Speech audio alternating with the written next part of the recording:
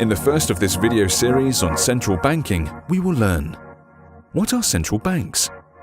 What is the meaning of currency? When were central banks created? Let us now start with the first topic. What are central banks? A central bank can be generally defined as an institution whose main objectives lie in managing a state's currency, money supply, and interest rates.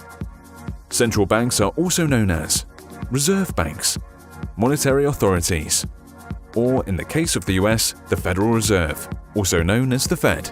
As we said, the central bank is usually controlling the national currency, which brings us to the next topic. What is a national currency? A national currency is the official means of transactions in a specific country. Until the early 20th century, national currency could be exchanged for precious metals in some fixed amount. This was known as the gold standard. More details on the gold standard in the videos to come.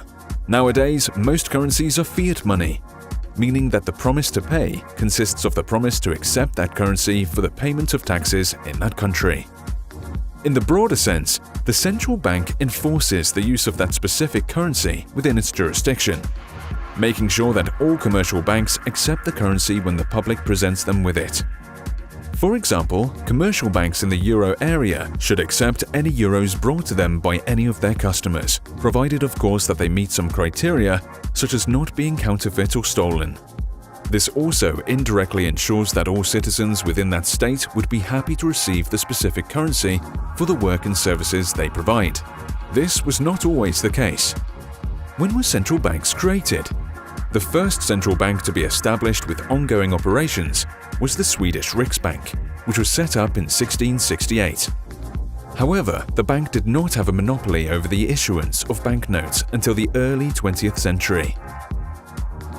The Bank of England, established in 1694, defined the model on which most modern central banks have been based.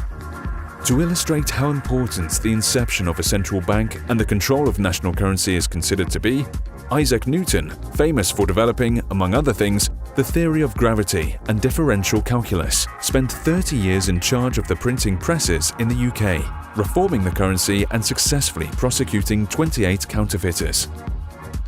That was it for now. Join us soon for part 2 of our series explaining why central banks are needed. Hot4x, global broker of choice.